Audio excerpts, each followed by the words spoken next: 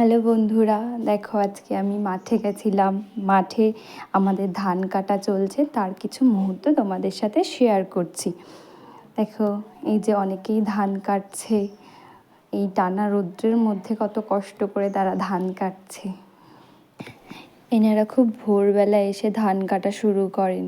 এই এত রৌদ্রের মধ্যে এনাদের খুব কষ্ট হয় বলে ভোরবেলা ধান কাটাটা শুরু করে, আর দুপুরের আগে আগে এদের ধান কাটাটা শেষ হয়ে যায়। কেন? এত গরমের মধ্যে এনাদের খুব কষ্ট হয় বলে।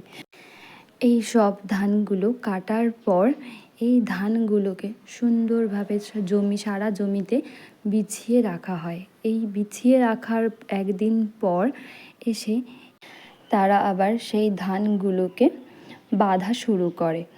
দেখো বন্ধুরা, ধানগুলোকে কিভাবে বাঁধতে হয়, এই নিয়মেই প্রত্যেকটা ধানগুলোকে প্রত্যেকটা আটি হিসাবে বাঁধা হয়।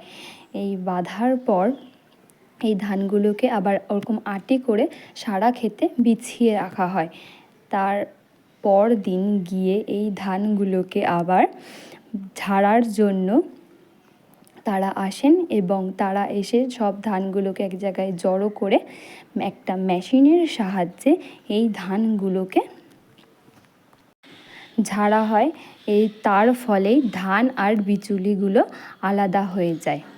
বন্ধুরা, যদি আমার এই ভিডিওটা তোমাদের ভালো লেগে থাকে তাহলে লাইক, কমেন্ট, শেয়ার করে আমার পাশে থেকো।